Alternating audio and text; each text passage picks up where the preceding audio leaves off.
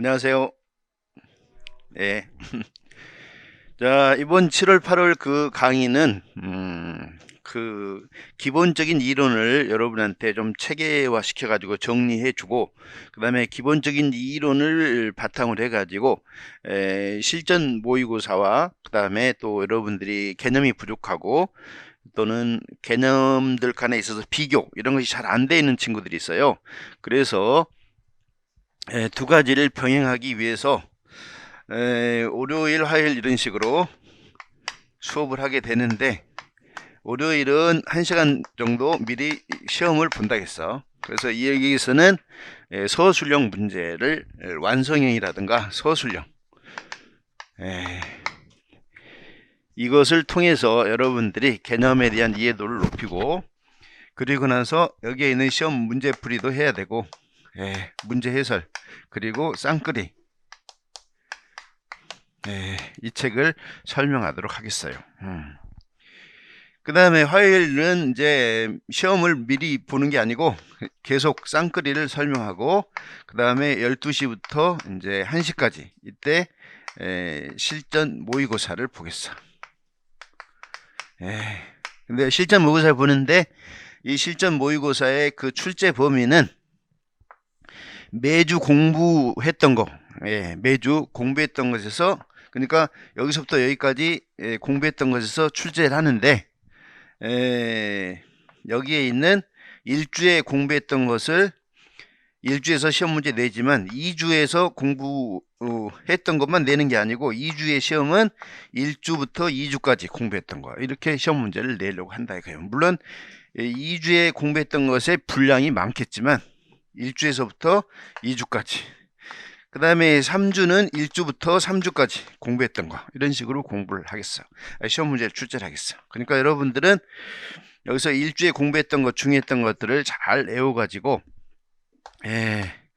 여기에 있는 매주 시험 보는 것에 대해서 최대한 보지 않고 답안을 보지 않고 책을 보지 않고 답안을 작성을 해봐야 돼. 그리고 특히 이제 교육학 점수가 잘 안 나오는 분 그리고 인강을 듣다가 직강에 이제 참여해가지고 내가 뭐랄까 한 직강의 맛을 보겠다 이런 친구들이 있으면 그때 또 와가지고 강의를 들어도 돼. 물론 이제 허락을 받아야 돼. 왜냐하면 인강 듣다 직강 들으면은 여기에 있는 프린트를 해서 나눠주잖아요. 그러니까 프린트 분량을 더 늘려야 되기 때문에 미리 이야기를 하면은 인강 들으신 분들도 직강에 와가지고 직접 시험을 볼 수가 있다 이런 뜻이죠. 그래서 시험 보고 나서 이 답안지를 제출하고 다음 주에 찾아가면 되겠어. 그래서 제출한 답안지를 내가 여러분들의 답안지를 첨삭을 해가지고 무엇이 부족한지 이것을 잘 피드백 해갖고 그 다음 주에 가져가면 되겠어요.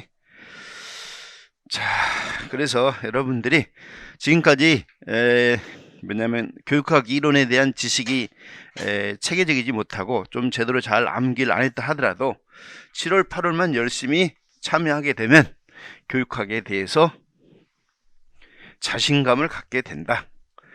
어떠한 문제를 하더라도 답안을 19점 이상 답안을 쓸 수 있도록 여러분들이 실력을 연말해야 된다 이렇게 볼 수가 있어. 자, 여기에 있는 쌍끌이란 책은 여기에 만진 데가 2015년도에 만들었어요.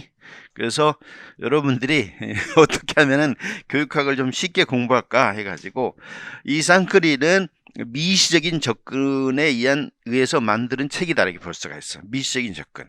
그러니까 여러분이 전체적으로 거시적인 차원에서 전체적인 틀이 잘 뭐냐면 구조화되어 있다면 이것을 가지고 공부하기가 쉬운데 만약에 전체적인 틀이 잘 잡혀지지 않다면 이것만 가지고 하면 조금 어려울 수가 있지. 그래서 내가 이거 수업할 때도 항상 나는 이제 전체적인 수업 라이겔루스 모형에 입각해가지고 전체와 부분, 거시와 미시 이것을 항상 병행을 해야 돼. 그래서 이거 하면서도 내가 설명을 해주기 때문에 여러분들 크게 걱정할 필요가 없다 이런 이야기요. 자, 그래서 지금 1교시에 시험을 봤는데 그걸 뭐 채점하는 건 아니기 때문에 여러분들이 그걸 참고하면 되겠고 쌍끌이 하면서 해당되는 영역을 설명하도록 하겠어요. 자, 쌍끌이 순서는 이런 식으로 되어 있어. 그런데 시험 문제에 주로 나오는 영역이 여기에 있는 이 영역, 그리고 여기가 시험 문제에 나오게 돼. 여러분들이 이미 이제 시험을 봤던 분들은 잘 알죠. 그래서 시험 문제가 항상 무엇을 가르칠 것인가. 그러니까 첫 번째 논점이 거의 항상 교육과정이 나와. 물론 다른 게 나올 수는 있어. 그래서 무엇을 어떻게 가르칠 것인가 이런 이야기예요. 어떻게 가르칠 것인가에 관련된 이론들이 교육심리학하고 교수학습이론, 교육공학 이런 것들이 여기에 해당된다 이런 이야기죠. 그 다음에 세 번째 이론에서는 가르쳤으니까 평가를 해야 될 거 아니야. 그래서 교육평가, 그리고 이런 것들을 잘 하기 위해서 교사가 어떠한 자질을 갖춰야 되는가 이런 이야기야. 그래서 교사의 역할과 관련된 것이 교육행정학이다 이렇게 볼 수가 있죠. 자, 행정학, 뭐 교육사회학, 이런 것들이 여기에 포함될 수가 있다. 그러면 이 중에서 지금까지 항상 시험 문제에 나왔던 것은 교육과정이에요. 정시, 그 다음에 추시가 있었는데, 추시는 지금까지 3번밖에 없었어. 그리고 정시가 2013년부터 지금까지 8번 있었어. 근데 그 이후에 추시는 2013년, 4년, 5년 이 3번만 있고 그 이후에는 추가 시험은 없었어. 그러니까 이 정시 중심이다 이렇게 볼 수가 있죠. 그러면 정시 중심에서는 거의 항상 나왔던 것이 주로 이 파트다 이런 뜻이죠. 그래서 교육과정, 그 다음에 교육심리, 교수학습이론, 교육공학, 이게 제일 범위가 많아. 근데 출제된 범위는 그렇게 분량에 비해서 한 문제밖에 안 나오니까 많지가 않았던 거지. 교육평가는 항상 시험 문제 나왔는데 재작년에 한 번 안 나오고 계속 여기도 나왔어. 그러니까 한 번만 안 나온 거지. 그 다음에 이제 교육행정학이나 교육사회학이라든가 기타 이런 파트에서 시험 문제가 나왔다 이런 뜻이야. 그래서 비교적 범위가 좁으면서 항상 나왔던 것이 교육과정이니까 여러분이 교육과정을 잘 공부를 해야 되는데, 이제 교육과정은 너무 이제 출제가 많이 돼가지고 출제될 영역이 많지가 않아 지금. 그래서 그럴 경우는 이제 응용해가지고 문제를 낼 수밖에 없다 이런 뜻이야. 그래서 여러분이 응용 능력을 길러야 돼. 주로 여러분이 응용 능력을 길러야 될 파트가 여기에 있는 교육과정하고 여기에 있는 교육행정학 파트, 여기에서 응용 능력을 길러야 된다. 교사가 해야 될 역할이라든가 교사에 대한 지도 방안이라든가 이런 것들이 나오기 때문에 이 두 파트에서 특히 논술에 대한 테크닉을 길러야 된다 이렇게 볼 수가 있어. 자, 그래서 쌍끌이에 여기에 있는 순서를 이런 식으로 만들었기 때문에 이 순서대로 강의를 진행하겠다 이런 이야기야. 자, 첫 번째 교육의 기초, 이것을 설명하겠어요. 여러분이 가끔 이제 교육학을 공부를 하는데 교육학이 뭐냐 이렇게 물어보면 교육과 관련된 학문 이런 식으로 공부를 해버린다 이런 뜻이죠. 이야기를 해버린다 이거죠.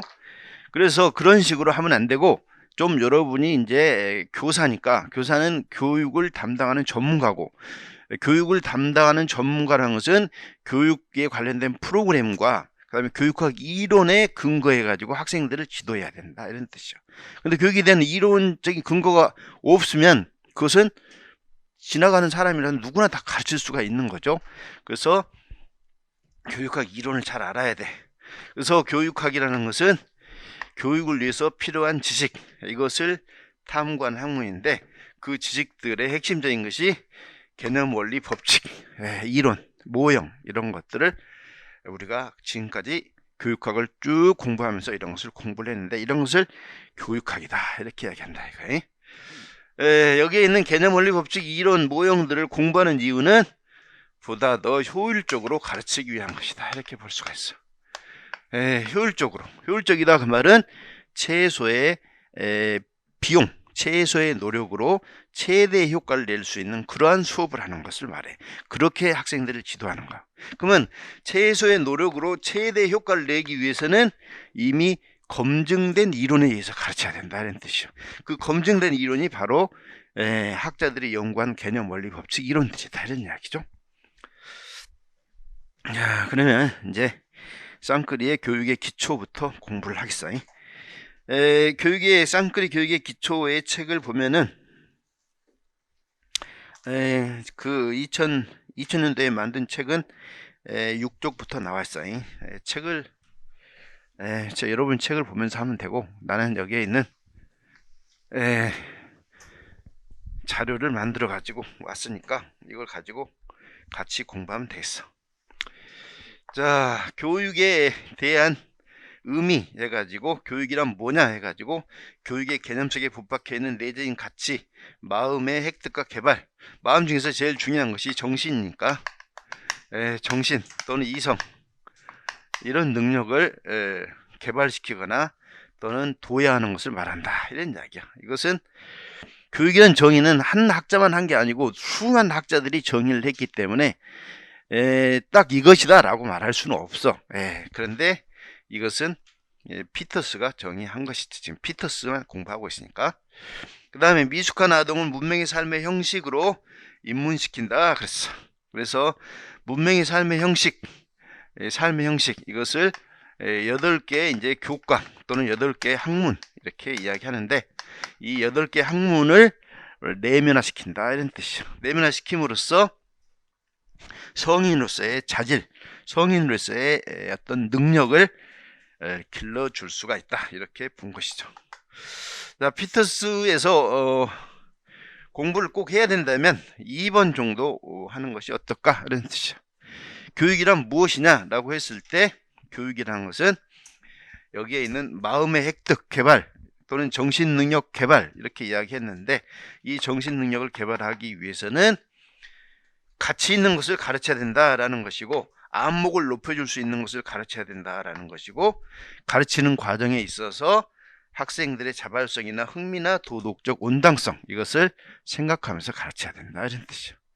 여기서 흥미라는 말이 나오는데, 여러분 흥미하면은 존 두이의 진보주의나 경험중심 교육관에서 흥미만 생각하는데, 그런 의미의 흥미가 아니야. 여기서의 흥미는 학생들이 그 가르치는 교과의 내용, 그러니까 지식의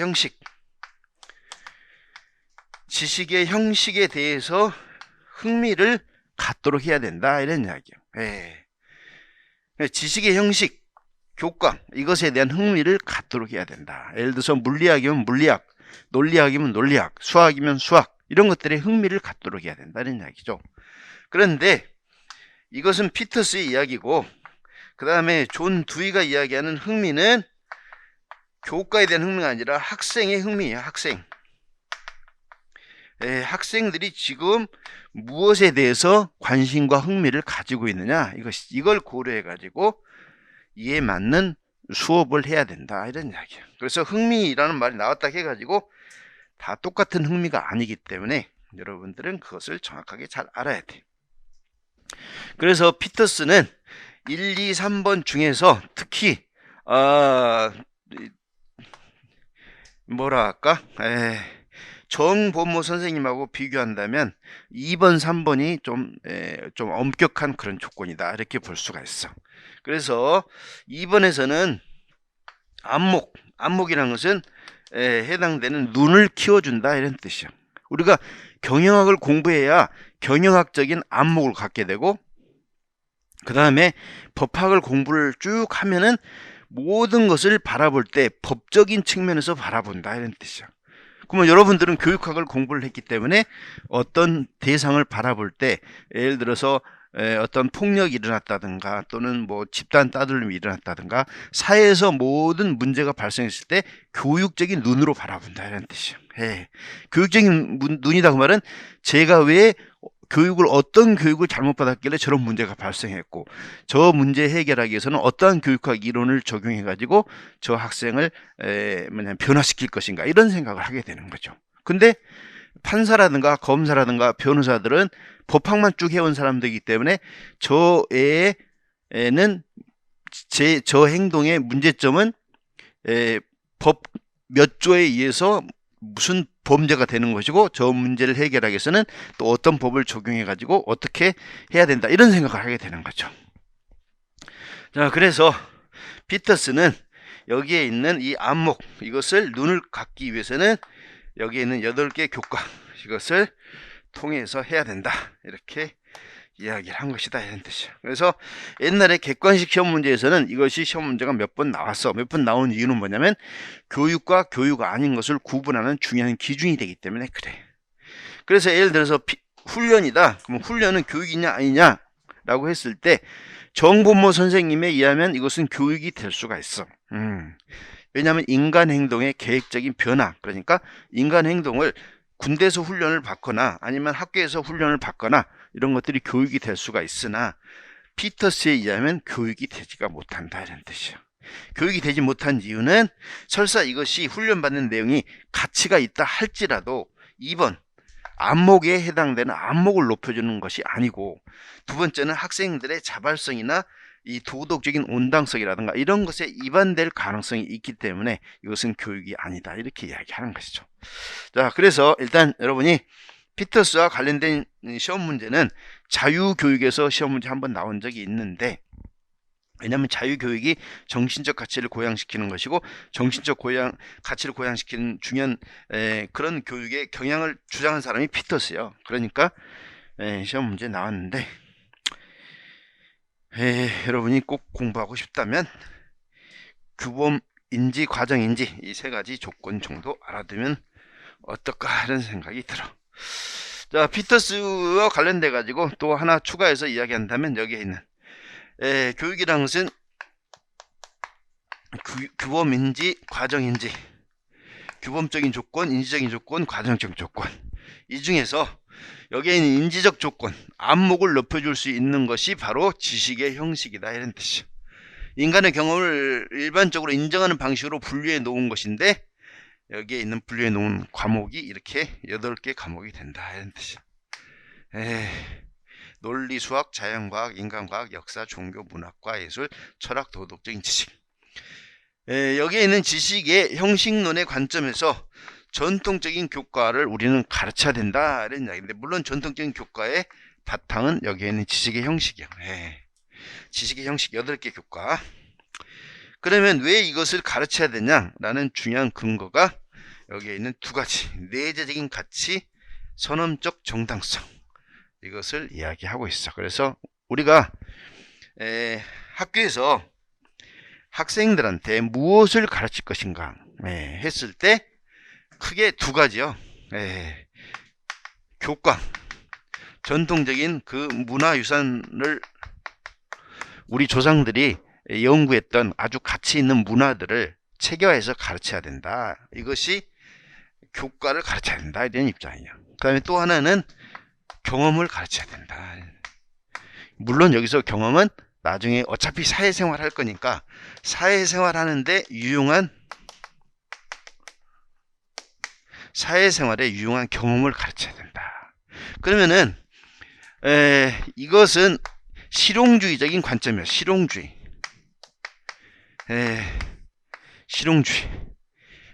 실용주의 관점. 물론 이거는 관념론이라든지 실제론의 관점이 있지. 그리고 이것은 객관주의 관점이고 이쪽은 구성주의 관점이다 이렇게 볼 수가 있어.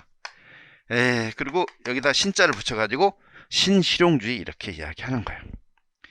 그러면 실용주의는 말 그 자체가 유용성이잖아. 유용성을 중요시하는 거고, 이것은 유용성이라는 것을 중요시하기보다 아주 가치 있는 것이 있다라는 전제에서 가치 있는 그것을 가르쳐야 된다 이런 입장이지. 자, 수연이는 이 중에서 어떤 걸 가르쳐야 된다고 생각해?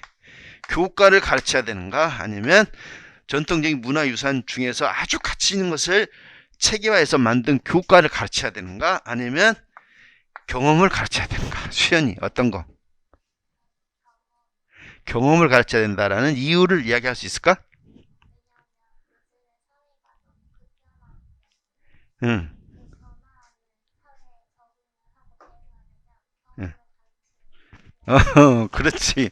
지금 여기 수연이가 그걸 주장하는 것은 내 자신의 판단에 의해서 본다면 내가 지금 현재까지 수연이에 대해서 알고 있는 정보를 바탕으로 이야기한다면 지금 현재 이 전공이 영어야. 그러면 영어면은 옛날에 영어 교과는 전통적인 교과는 영어에서 반드시 가르쳐야 될 무슨 문법이라든가 뭐 정형화되어 있는 거 이걸 강조했지만 지금은 실용주의적인 관점에 좀 치우치는 경향이 있잖아요.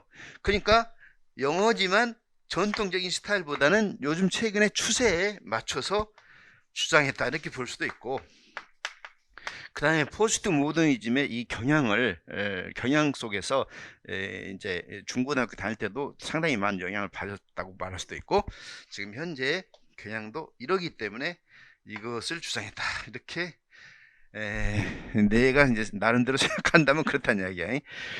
그리고 지금 현재 경향이 여기에 있는 이 실용주의적인 경향이 거의 대세고 절대적인 것을 이제 부정하려는 경향이 있다 보니까 이런 경향이 있다 이렇게 볼 수가 있어. 그럼에도 불구하고 전통적으로 우리가 우리 조상들부터 쭉 이렇게 내려온 아주 가치 있는 것이 있는데 이것을 가르쳐야 되는 것은 부인할 수가 없다 이런 뜻이요. 이것만 하다 보면은 학생들이 어떤 체계적인 지식 습득이 또 어렵게 되고 전통적으로 아주 가치 있는 것을 소홀히 하게 된다 이런 뜻이요. 그러면 만약에 이것만 중요시하게 된다면 수학과라든가 이런 과목들은 별로 의미가 없는 것처럼 느껴져 볼 수가 있다 이런 뜻이죠. 왜냐하면 그 어려운 미분이며 적분이며 아주 어려운 방정식 이거 해서 뭐하냐 실생활에 유용하지도 않는데 이런 생각한다 이런 뜻이죠. 특정한 전문 분야 예를 들어서 무슨 미사일을 발견해 가지고 미사일을 쏘고 무슨 인공위성을 쏘아 가지고 달나라를 간다든가 이러면은 수학이 아주 필요하지만 일상생활하는 데 있어서는 수학 별로 필요치 않다 이런 뜻이죠. 그래서 전통적으로 내려오는 아주 가치 있는 이 수학, 논리학, 자연과학 이런 것들이 일상생활에는 크게 필요하지 않을지 모르지만 우리가 더 나은 세계를 만들어 나가고 그 다음에 미지의 세계를 개척하는 데 있어서는 이런 것이 필요하다 이렇게 본다 이거예요. 그래서 이러한 전통적인 교과를 가르쳐야 되는 중요한 근거가 바로 내재적인 가치 선언적 정당성이다 이런 이야기예요. 그래서 이 정도 하나 알아두면 어떨까 싶어. 내재적인 가치라는 것은 이 교과 이 자체 속에 들어있는 가치가 있다 이런 뜻이죠. 이 8개 지식의 형식에 해당되는 것이 가치가 있다 이런 이야기고 그 다음에 선언적 정당성은 개개인에게 유용하고 유용하지 않는 거 이런 것을 따질 필요가 없이 이미 오랜 기간 동안 장구한 세월 동안 누적적으로 발전시켜온 경험의 상이한 측면을 개념적으로 체계화한 것이기 때문에 공적인 전통을 가지고 있다 이런 뜻이에요. 자, 우리 삶의 공적인 전통을 체계화한 것이 교과다 이런 뜻이에요. 만약에 여러분의 이제 뭐 친인척들이 왜 교과를 가르쳐야 돼? 그거? 요즘 뭐 어떤 한 분야만 잘해도 되잖아. 뭐 체육이면 체육 그것만 잘해도 되고 뭐 노래면 노래만 잘해도 되고 또 미스 트롯이면 미스 트롯 가가지고 노래만 잘해도 돈 많이 벌고 잘 사는데 뭐 하려고 학교에 체계적으로 가서 공부를 해야 되냐? 라고 물어본다면 여러분이 학교에서 이 교과를 통해서 공부를 해야 되는데 그 교과 속에는 내재적인 가치가 있고 선언적 정당성 이것이 있기 때문에 우리는 교과를 가르쳐야 됩니다. 이렇게 이야기할 수가 있는 거지. 만약에 교과를 무시해버리게 된다면 교사로서의 존재 가치가 점점 더 떨어질 수가 있어요. 왜냐하면 사회생활에 필요한 경험들은 꼭 학교만 가서 배우는 건 아니거든. 사회생활 할 수도 있고 친척들한테 배울 수도 있고 그래서 이 두 가지 핵심적인 개념 이 두 가지 정도 알아야 된다 이런 이야기. 그 다음에 정본모 선생님은 교육이라는 것은 인간 행동의 계획적인 변화다 이렇게 이야기를 하셨는데 우리나라의 최초의 교육과 교육학이라는 책을 쓰신 분이 정본모 선생님이에요. 자, 서울대학교 교수도 하시고 충북대학교 총장님도 하신 분인데 이분이 이 정의를 내린 시기가 1960년대예요. 60년. 그러니까 1960년대에 우리나라의 그 교육의 상황을 생각해봐.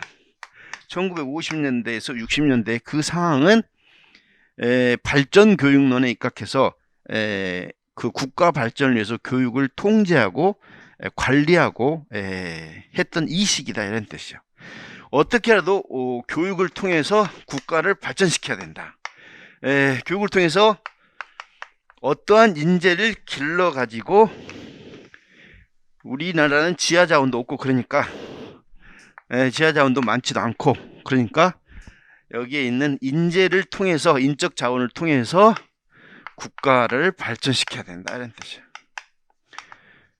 그러면 국가 발전이 정치, 경제, 사회, 문화 모든 발전을 의미하는데, 우리나라의 경제, 정치, 그 다음에 문화, 이런 발전을 의미하는데, 지금 우리나라가 경제 발전 세계에서 10등에서 5등까지 이야기하는 사람도 있어요. 정치 발전 상당히 높지. 우리 아시아에서는 거의 탑이다, 이렇게 볼 수가 있어. 아시아 1등은 그만두고 3등이라고 하지 뭐. 1등이네, 1등이야. 세계에서도 1등이라고 하는 사람도 있어요. 왜냐하면 미국보다 우리나라가 더 민주적이거든. 민주라는 게 뭐요? 국민들을 하늘처럼 받드는 거 아니야.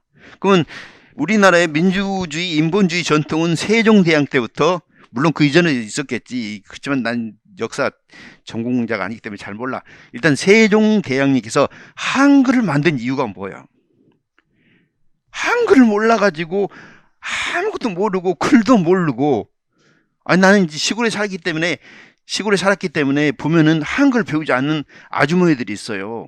그럼 그 아주머니들이 쉽게 얘기하면 읍내에 가가지고 시장을 봐가지고 집에 와야 되는데 버스를 타고 와야 되잖아.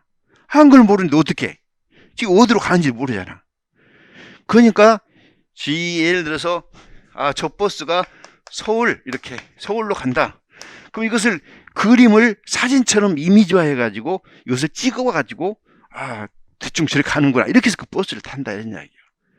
그분들의 마음을 우리가 어떻게 아냐, 이런 이야기예요.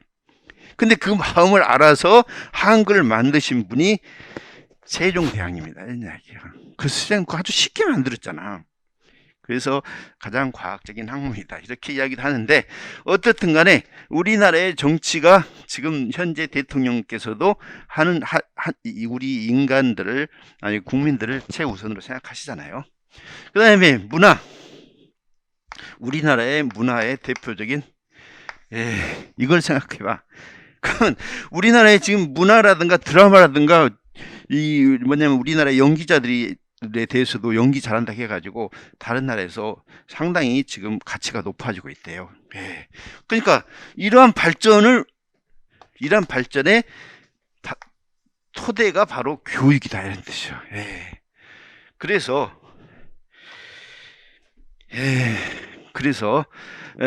우리나라가 해방 이후에 그 전쟁이 일어났지, 1950년. 그 다음에 1953년 휴전했지. 그러면 1954년부터라고 해봐. 그럼 1954년 해갖고 지금 21년이지. 그러면 지금 현재 몇 년이나 됐냐, 이런 뜻이죠. 지금 70년도 안 됐잖아요. 지금 폐허된 국가에서, 세계에서 경제적으로 꼴찌에 해당되는 나라에서 70년 만에 세계에서 이렇게 수준에 오른 나라가 없어요. 우리나라밖에 없어.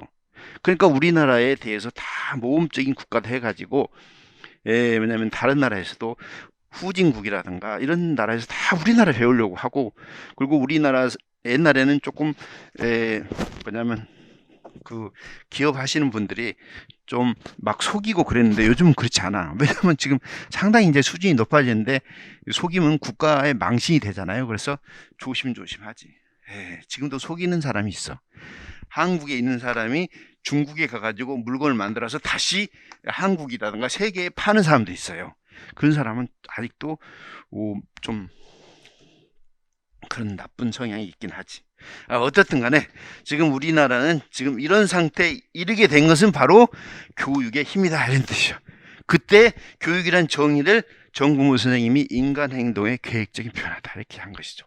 인간 행동이라는 것은 외연적 뿐만 아니라 내면적, 이것까지 포함이 돼. 그래서 행동주의 성향이라고 행동주의 성향이 정의다 이렇게 말하기는 어려워. 왜냐하면 겉으로 나타내는 많은 지식을 습득하고 기능이나 행동 변화를 하는 것도 있고, 그 다음에 내면적 우리 머릿속에 있는 인지 구조라든가 성격이라든가 사회성, 도덕성 이런 것들을 변화시키는 것이다 이런 뜻이요. 이것을 교육학 이론 목표를 가지고 교육학 이론과 교육 프로그램에 따라서 변화시키는 것을 교육이다 이렇게 이야기하는 거죠. 자, 그래서 이 계획적이라는 것이 바로 중요한 학교 교육의 핵심적인 내용이다 이렇게 볼 수가 있어. 왜냐하면 가정에서는 전부 다 뭐 이론 교육학 이론에 의해서 가르치는 건 아니잖아요. 자, 여러분들이 알아둬야 될 것이 이것을 알아둬야 된다. 별표 5개 치고 지금까지 중에서 시험 문제 교육의 기초 중에서 나올 만한 것이 이것이다 이런 뜻이야. 자, 별표 5개 치고 잘 알아두면 되겠어. 자, 우리나라의 교육의 가장 큰 문제이기도 하고 또 어떻게 보면 장점이기도 하는데 그것이 바로 조기 교육이다 이런 뜻이야. 조기 교육. 그러면 이 조기 교육이 일반적인 그런 교과에 대한 조기 교육도 있고 학생들의 특기 적성을 개발하기 위한 그런 조기 교육도 있어요. 그래서 특기 적성은 뭐 예체능 관련된 것을 통해서 학생들한테 조기 교육을 시켜가지고 그 분야의 최고가 될 수 있도록 열심히 가르치는 것인데 이런 것은 나쁜 것은 아니지. 근데 내 친구는 자기 아들이 이제 축구를 잘했나봐. 그래갖고 축구를 계속 시킨 거예요. 축구를 시키면 부모님 중에서 한 분은 항상 쫓아다니고 따라다니고 그러잖아요. 그래서 다 했는데 이 친구가 태국에 이제 우리나라에서는 지명되지 못하고 태국에 가서 지명이 됐어요. 그리고 태국 무슨 프로팀의 축구 선수가 됐는데 거기서 하다가 상대편 선수의 반칙을 너무 세게 태클이 들어가지고 다쳐버렸어. 그래가지고 이제 축구를 더 이상 할 수가 없는 상황이 된 거예요. 그러니까 지금까지 24세, 6세, 5세까지 죽게 하면서 살기로 이렇게 얘를 위해서 다 바쳤는데 지금 다리에 다쳐가지고 축구를 더 이상 못하게 되잖아. 거기서 잘해가지고 한국에 다시 프로팀에 와가지고 돈도 많이 벌고 해야 되는데. 참 무슨 이야기 하고 있는 거야 지금. 특기 적성 개발 교육을 잘 해가지고 끝까지 최고가 되면 좋은데, 물론 그들의 목표는 1차적으로 국가대표겠지. 되면 좋은데 그렇지 못한 사람도 많다 이런 이야기야. 그러니까 학교에서 특기 적성이나 해가지고 학교의 정규 수업을 포기하고 오로지 특기 적성만 하면 안 된다 이런 뜻이야.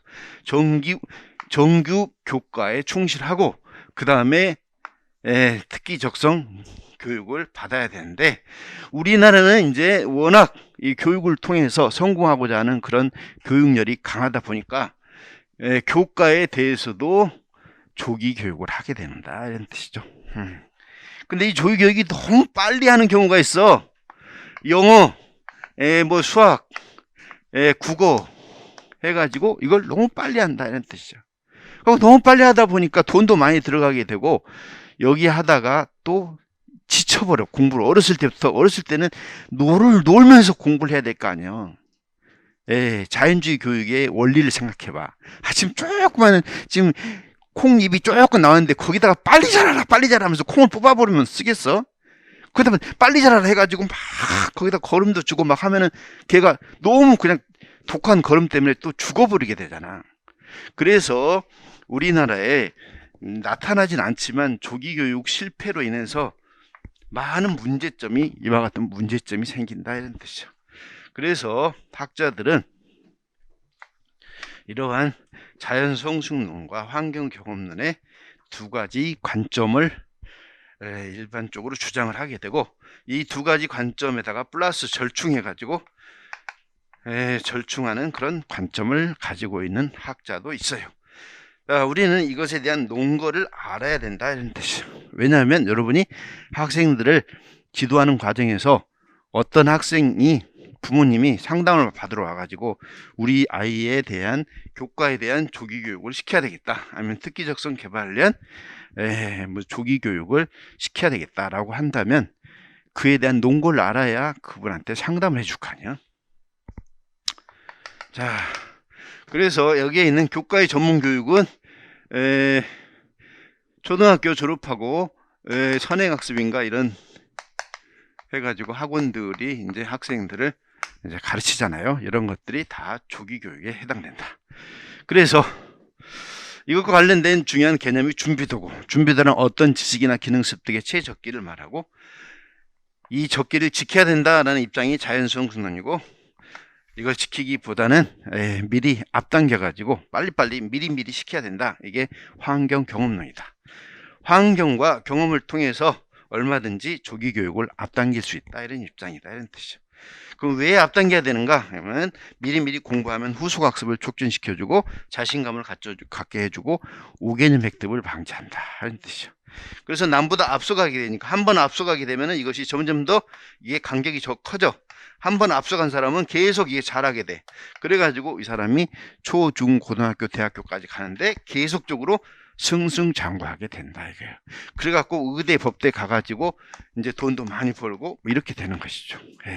그래갖고 내 친구는 자기 아들이 공부를 못했나봐. 그래갖고 승질 나가지고 너 의대 안 가면은 아주 호적에서 네 이름 뽑아버리겠다 이렇게 했대. 그래가지고 얘는 죽어도 이제 의대를 가야 되는 거예요.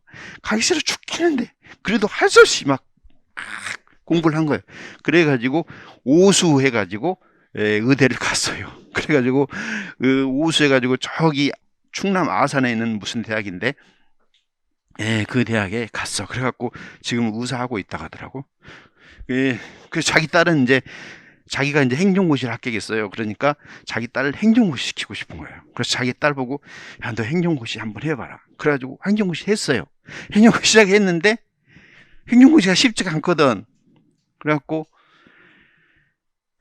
서울대학교 지금 그 국사학과인가 역사과에 이제 합격을 해가지고 대학원 다녀. 거기 그 학부는 몰라 왜 된 거 어딘가 다 왔어. 그래서 거기 가가지고 고시한다고 이제 1년을 갔다가 휴학을 했어요. 1년 고시한데 머리가 다 뽑아졌어. 그래갖고 완전히 머리는 할머니 머리가 돼버린 거예요. 머리가 다 신경을 써가지고 뽑아버려지고. 그래갖고 이 친구는 그냥 자나깨나 눈만 뜨면 책만 본대. 그 공부를 하기를 좋아하는가 봐.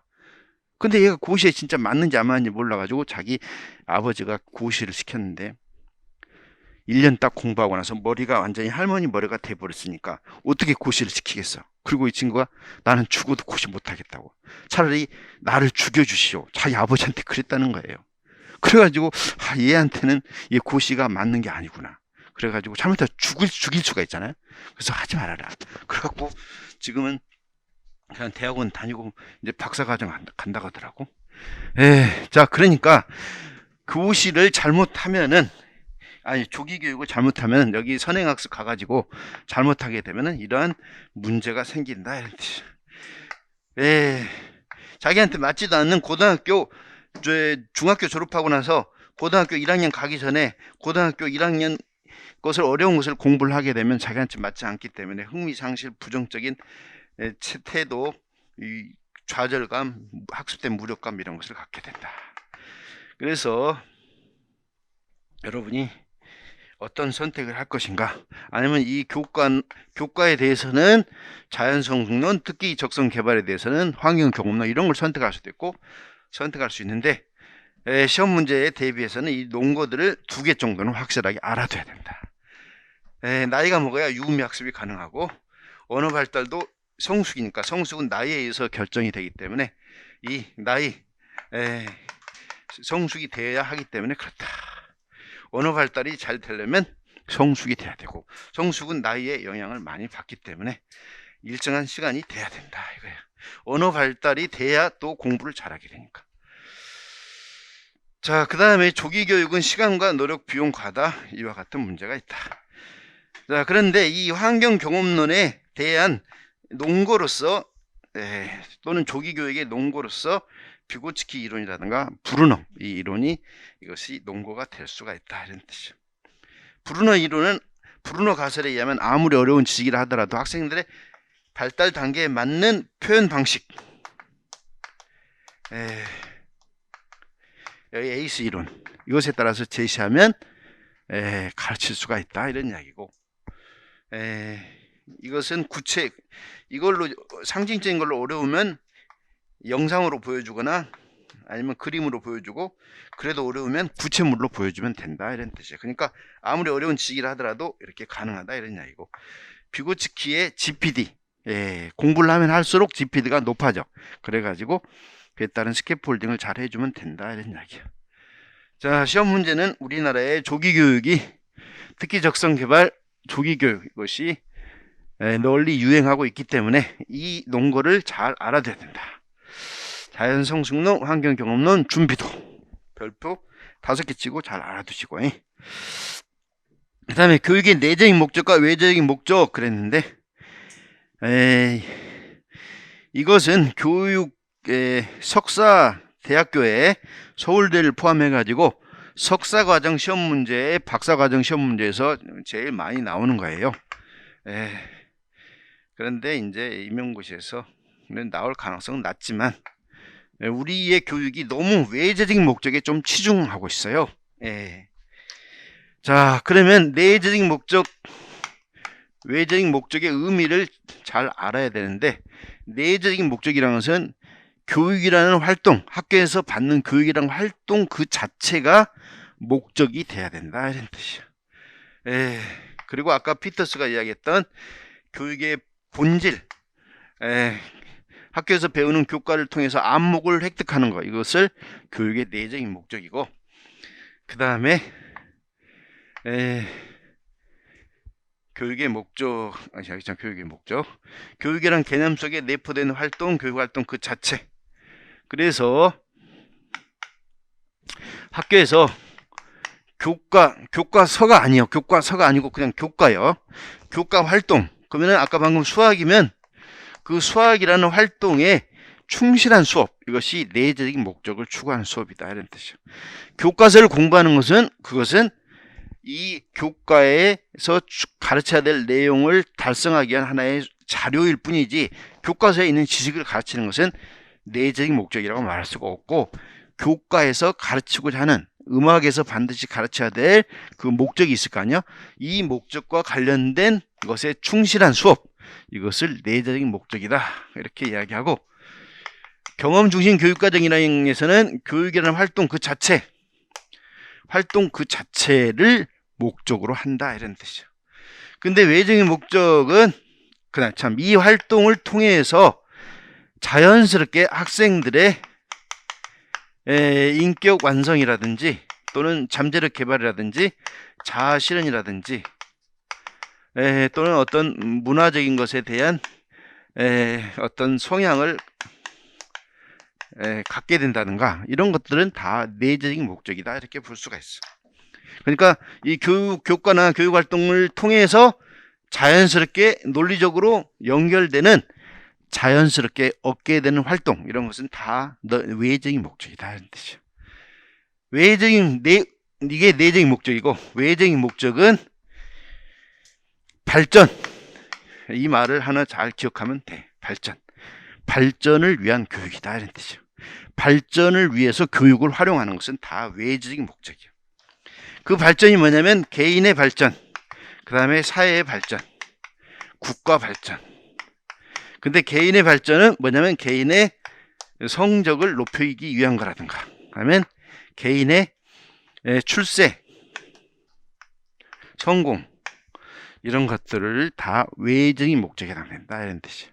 그럼 가끔 학원에서 교육을 받는 것은 이거 외적인 목적 하고 있네요 이렇게 이야기할 수 있겠지.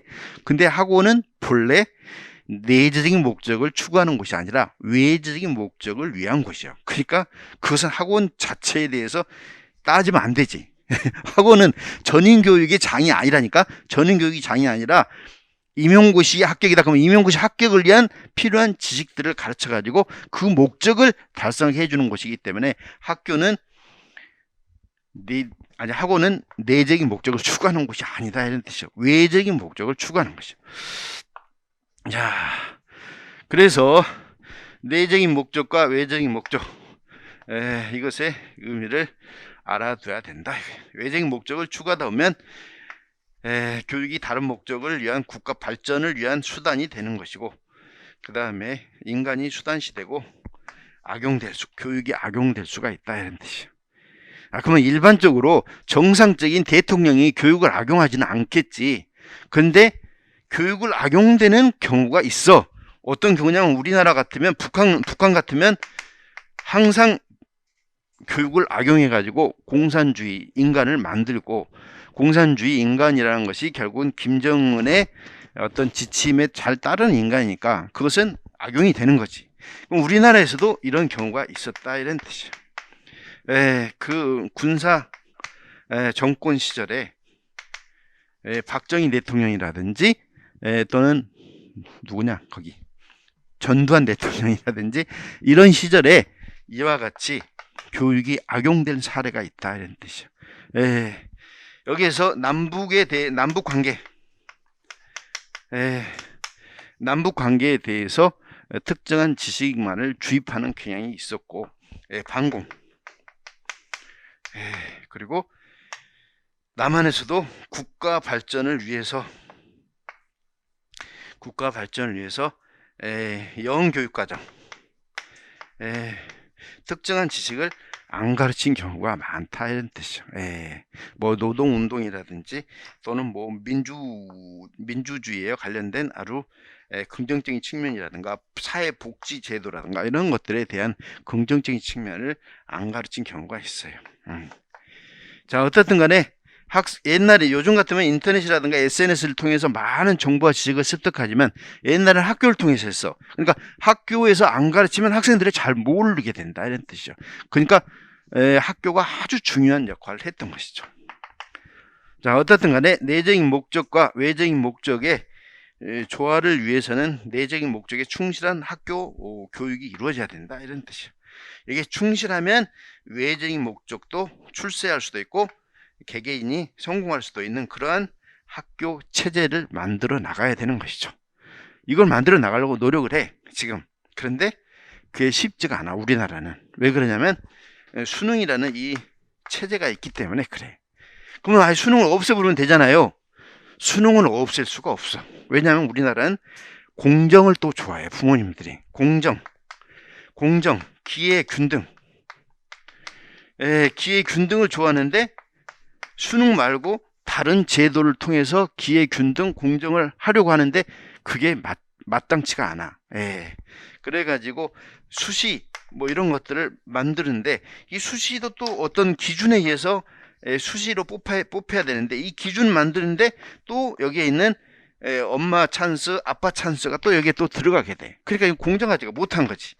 그래서 어쩔 수 없이 수능이라는 시스템을 버릴 수가 없다 이거예요. 그러면 수능이라는 시스템 속에서 이거 주관식으로 바꾸면 되잖아요. 주관식으로 바꾸면 좋은데 논술형이라든가 이런 걸 바꾸면 좋은데 이것도 채점하면 어떤 문제가 발생해. 공정성에 또 문제가 발생하게 되고 많은 학생들을 채점하다가 또 채점하는 사람을 또 쓰러져 죽고 그러니까 이것도 할 수가 없어. 그러니까 어쩔 수 없이 이 수능 시스템을 계속 가지고 가야 되는데 이 수능 시스템 속에서 공부를 하다 보니까 학교에서는 학교의 평가가 또 중요해. 학교의 평가가 서울에 있는 대학을 포함해 가지고 이 대학을 몇 명 가느냐 그래야 포스터 이게 프랑카드를 붙일 거 아니야. 그러니까 이 학교에서는 이것을 무시할 수가 없다 이런 뜻이죠. 그러니까 학교는 이 수능을 향해서 학생들을 가르칠 수밖에 없는 그런 구조다 이런 뜻이죠. 구조주의적인 관점에 의하면 학교는 이 수능이란 틀에서 그 구조 속에서 벗어날 수가 없다 이런 뜻이죠. 어때? 주연이 교장선생님이 된다면 여기서 벗어날 수 있을 것 같아? 벗어나면은 그 주변에 있는 학부모 것들이 막 와가지고 당신 뭐야? 당신이 교장한 이후로 지금 우리 학생들이 이렇게 성적이 떨어졌다 막 하면서 죽이려고 해. 근데 농촌에 있는 고등학교는 이게 아무리 열심히 가르쳐도 뭐냐면 스카이 대학 갈 수가 없거든. 공부만 해가지고는. 그러니까 여기에 있는 이 교장들이라든가 학부모들이 막 난리가 성질나가지고 그리고 공부 잘한 사람은 더 이제 빠져나가 버려. 다 더 예를 들어서 뭐 전라남도다 그러면 광주로 가고 다 뭐 전주로 가고 다 좋은 데로 다 가버려. 그러니까 농촌은 점점 더 공부 못한 애들만 모이게 되는 거지. 그러니까 이러다 농촌 완전히 폐허되겠다. 그렇지 않아도 지금 요즘 농촌에 젊은 친구들은 없고 거의 50 먹은 사람이 제일 젊은 사람이요. 그래 나머지는 다 누구냐면 애국인 노동자들이요. 그러니까 이러다 쫄딱 망하겠다 해가지고 여기를 살리기 위해서 농어촌 특례 입학이라든가 이런 걸 통해서 여기 출신자들에게도 좋은 대학교에 갈 수 있는 기회를 많이 만들어 주는 거죠. 자, 어쨌든 간에 지금 우리나라의 수능 시스템 때문에 어쩔 수 없기 때문에 내적인 목적에 충실하면 외적인 목적에 이룰 수 있는 교육 체제를 만드는 것이, 대입 전형 제도를 만드는 것이, 또는 평가 방안을 찾는 것이 제일 중요하다 이런 뜻이야. 그런데 그게 쉽지가 않다 이런 이야기야. 쉽지 않는 것은 시험 문제 내기가 어렵다 이렇게 볼 수가 있어. 자, 그 다음에 이제 인성교육에서는 교육학 논술에서 나올 수 있는 문제는 인성교육 비전 에서 이야기했던 세 가지 요소. 학교에서 인성교육 해야 된다. 이것이 한 50년 동안 계속 이어졌어요. 전인교육 하면은 인성교육이라는 것은 인간다운 인간을 만들어야 된다 이런 뜻이에요. 인간다운 인간을 만들어야 된다. 그럼 아무리 정치적으로 훌륭한 사람이라 하더라도, 정치인 중에서도 훌륭한 사람이라 하더라도 인성이 안 돼 있으면 그 사람은 좋은 평가를 받을 수가 없고, 회사에서도 마찬가지고 어떤 분야에서든지 이 인성을 갖춰야 된다 이런 뜻이죠. 자신의 분야에 대한 전문성도 중요하지만 인성까지 갖췄을 때 그 사람이 성공한 사람이 되게 되는 것이죠. 이 두 가지 중에서 이것은 갖췄는데 이것을 갖추지 못했다. 그러면 결국은 인생의 패배자가 될 수가 있다 이런 이야기예요. 임용고시하는 여러분들은 다 이제 교사가 될 분들이기 때문에 인성까지 다 겸비를 했어. 그런데 공무원 준비하는 사람들이 인성이 없어요. 인성이 없다 좀 너무 심한 거고, 인성까지는 그 사람들이 생각하지 않아. 왜 그러냐면 거기는 잠재적 교육과정이라는 것이 제대로 중요시하지 않거든. 학교는 잠재적 교육과정이라는 것이 있어. 은연중에 학생들한테 영향을 미치는 것이 있어. 근데 공무원은 영향을 미칠 사람도 없고 미칠 필요도 없어. 이 동사무소에 가가지고 주민등록대로 왔어요. 그럼 거기서 무슨 모범을 보이고 자식 있게 뭐가 있어? 그래요? 주시오, 돈 주시오 하고 이렇게 하고 끝나는 거지. 그렇지만 학교는 그렇지가 않다 이거예요. 선생님의 모든 행동 하나하나가 전부 다 학생들이 바라보고 있고 학생들의 이게 귀감이 돼야 된다 이런 뜻이에요. 그래서 교사에게 필요한 아주 중요한 자질이 여기에는 인성교육이다 이런 뜻이에요. 그래서 도덕적 지도성 이런 것들도 다 인성교육 이것 때문에 나오게 된 거예요. 목적을 달성하는 것도 중요하지만, 성공이라는 측면도 중요하지만, 도덕적인 측면에 있어서 선의, 이 두 가지를 다 갖춰야 되고, 이것은 갖추지 못했다 하더라도 이거라도 갖춰야 된다. 이것이 학교 교장의 리더십이고 학교 교사의 리더십이다. 이것이 도덕적인 지도성인 거예요. 왜 그러냐면 여기에 있는 성공을 하지 못했지만 과정이라도 도덕적이어야 된다. 이것은 잠재적 교육과정의 영향력 때문에 그렇다. 이렇게 볼 수가 있는 거죠. 자, 그래서 인성교육 하면은 여러분이 면접에서 항상 시험 문제에 나오는 것이 인성교육에 대한 내용이 항상 그 속에 포함돼. 그래서 여러분은 인성교육 하면 도덕성, 감성, 사회성 이 세 가지를 포함하고 있다. 이렇게 이야기할 수가 있어요. 세 가지를 잘 갖춘 사람이 인성이 잘 함양된 사람이다. 이렇게 볼 수가 있죠. 나는 인성이 잘 함양된 사람이라고 볼 수가 있어요. 왜냐하면 이 MMPI 검사 이걸 했어요. 내가 그 교사 하다가 현장에 가가지고 이걸 MMPI 우리 교수님의 컴퓨터 속에 이게 있었어. 그래가지고 바로바로 막 눌러야 돼. S, NO 이걸 눌러야 돼. 120문항인가 됐어. 딱 눌렀는데 지금 내 기억에 지금까지 내 사진첩 속에다 넣어놨어요. 왜냐면 너무 좋은 기념이어가지고.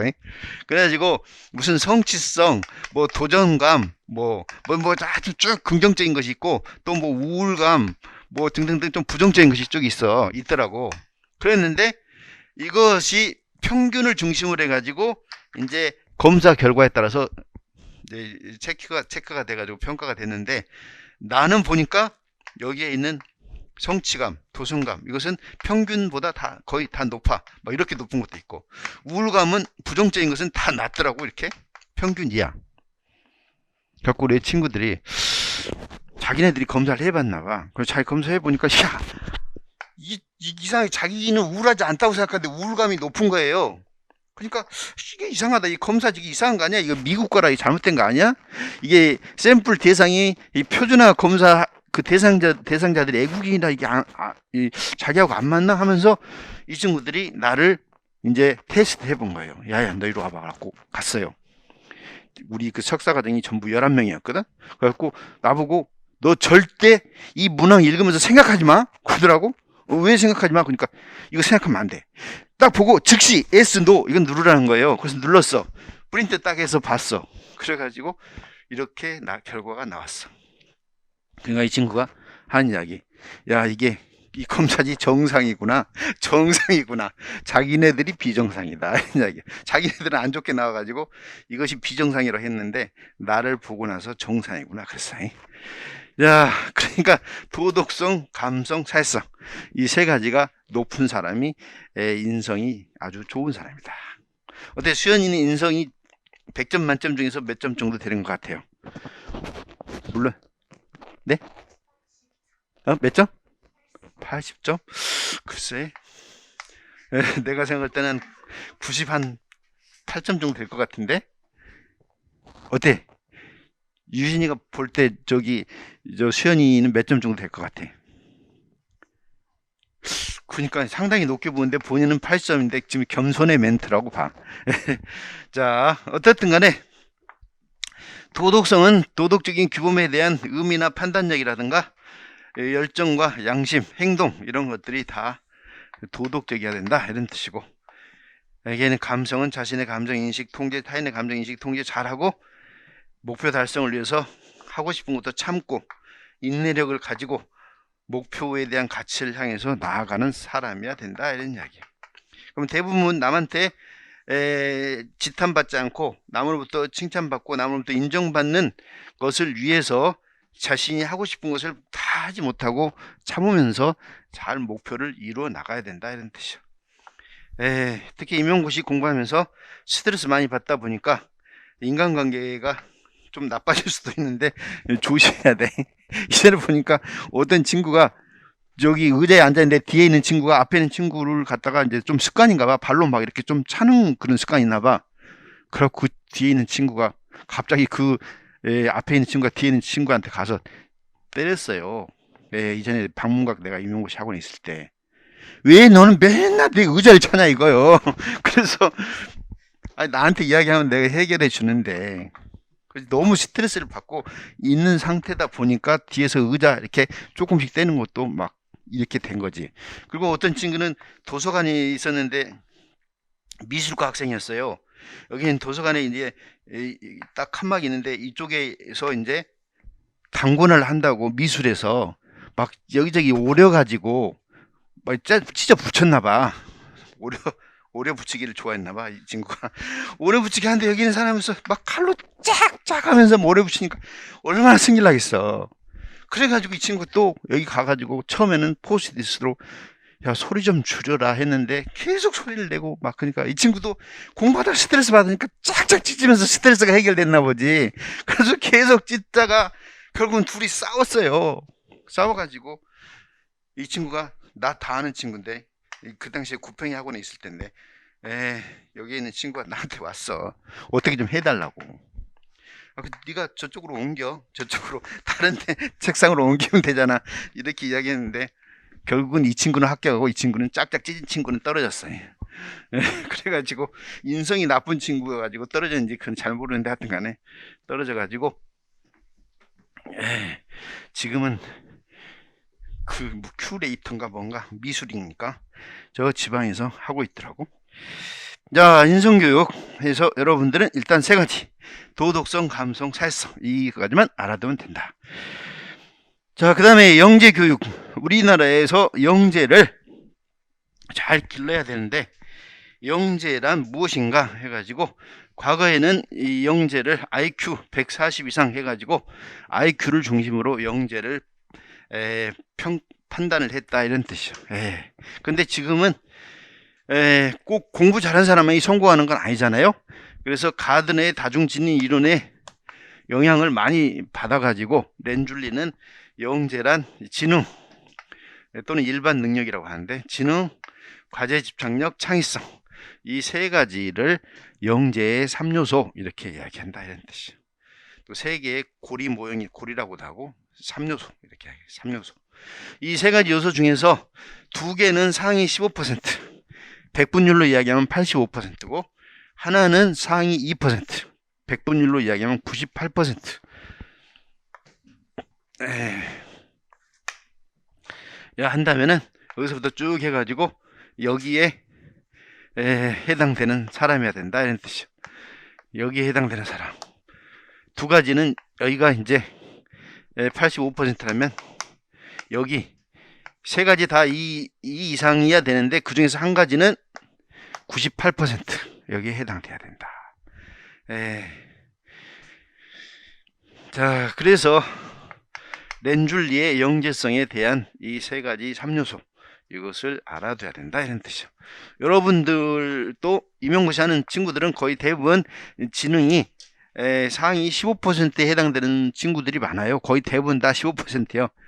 수연이도 지금 표정이 15% 나도 해당된다 이렇게 이야기하는데, 그럼 이제 지능은 해당되지, 합격 조건이지, 창의성은 재기 힘드니까 지금 바쁘니까 합격된다고 치고, 그 다음에 과제의 집착력은 98% 여기에 해당된다, 이런 뜻이야. 그러면 과제의 집착력 98% 되려면 어떻게 해야 돼? 잔학계나 교육학, 잔학계나 전공, 이것은 꿈속에서도 막 나타나면은 98%다 이렇게 볼 수가 있어. 그러면은 여러분은 임용고시 영재고 임용고시 합격한다 이렇게 볼 수가 있지. 어때? 쉽지는 않겠지만 한번 도전해보고 싶지 않아? 도전해야 된다 이거예요. 우리나라의 영재교육진흥법 했는데, 법이라는 것은 어떤 의미를 가지고 있냐 하면은, 법은 그 법을 만들게 되면 권리와 의무를 갖게 해주는 것이 법이다, 이런 뜻이죠. 그래서 이제 권리를 갖는 사람은 이제 대부분 여기 이제 영재교육법이니까 이게 영재에 해당되는 사람들이 되는 것이고, 그 다음에 의무를 갖게 해주는 것은 국가가 그렇게 해줘야 된다, 이런 뜻이죠. 그래서 의무를 가진 사람과 권리를 가진 사람이 이제 그때그때의 법 조항에 따라서 해석을 해봐야 되겠지만, 예를 들어서 우리 헌법에 모든 국민은 인간의 존엄과 행복 추구권을 갖는다라고 해봐. 그러면은 인간의 존엄성을 침해받았을 때는 구제받을 수 있는 그런 권리가 생긴다, 이런 뜻이죠. 모든 국민은 신체의 자유를 갖는다. 신체의 자유를 갖는다. 그래서 누가 나를 때리면 내가 신체의 자유 침해받은 거잖아. 그러니까 그것을 구제받을 수 있는 그런 권리가 생긴다, 이런 뜻이죠. 자, 영재교육법에서 영재란 재능이 뛰어난 사람 이렇게 하겠어요. 그리고 타고난 잠재력 개발을 위해서 특별한 교육을 필요로 하는 자, 이것이 영재라겠어. 그러니까 영재의 개념이 전통적인 영재의 개념은 아니다, 이렇게 볼 수가 있어요. 그래서 가드너의 영향을 받아가지고 재능이 뛰어난 사람 그랬는데, 이것은 이 가드너의 9개 지능 중에서 한 가지 지능이라도 뛰어난 사람, 이것을 재능이 뛰어난 사람이다. 그러니까 다른 말로 쉽게 얘기하면 재능이 뛰어난 사람이라는 것은 구체적인 지능, 가드너의 이론으로 바꾸면 구체적인 지능이 뛰어난 사람, 이것을 영재다 이렇게 얘기합니다. 여기는 렌줄리보다 더 약해. 이게 렌줄리보다 더 완화됐어. 렌줄리는 이 세 가지를 갖춘 사람이 영재다 그랬는데, 영재지능법에서는 특별한 재능을 가진 자, 그러니까 음악을 잘하면 음악 잘한 것이고, 미술을 잘하면 미술, 체육을 잘하면 체육을 잘하고, 이런 사람들이 영재다, 이런 뜻이에요. 그래서 이러한 사람들의 영재를 특별한 재능, 특별한 스페셜 탤런트, 영재를 대상으로 각 개개인의 능력과 소질에 맞는 교육 내용과 방법으로 실시하는 교육을 영재교육이다. 그래서 일단 여러분은 영재란 특별한 재능을 가진 자, 특별한 재능을 가진 자. 그럼 우리나라는 이 영재 교육을 위해서 어떤 걸 실시하고 있어? 영재 학급, 그 다음에 영재 그 뭐 반을 만들어 가지고 그 영재성 있는 학생들만 특별히 교육하는, 초등학교부터 쭉 하는 게 있어요. 그 다음에 영재 학교, 영재 중고등학교, 중학교, 고등학교.